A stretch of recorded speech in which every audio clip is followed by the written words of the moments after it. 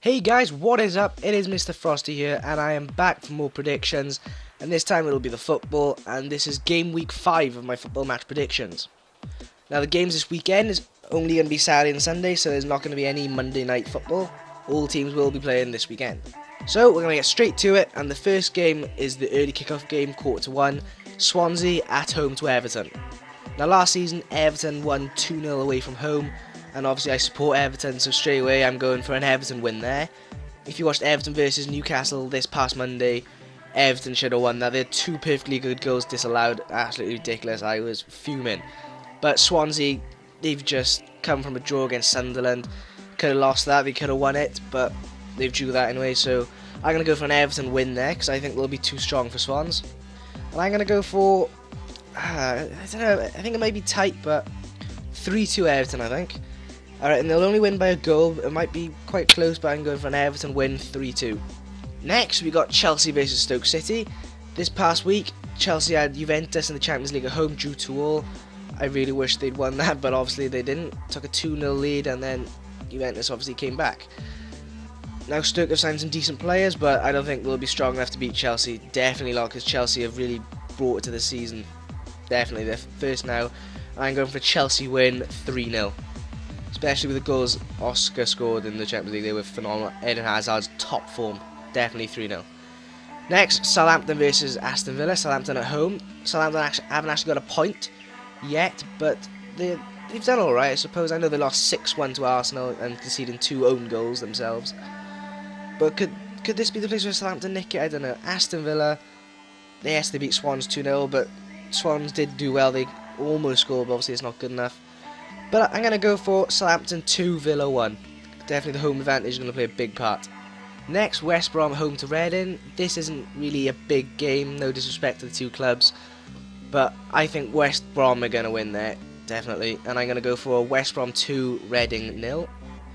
West Ham home to Sunderland. Now, this will be a good game. I think it will be a tight game. End-to-end stuff, because I think Sunderland are playing really well.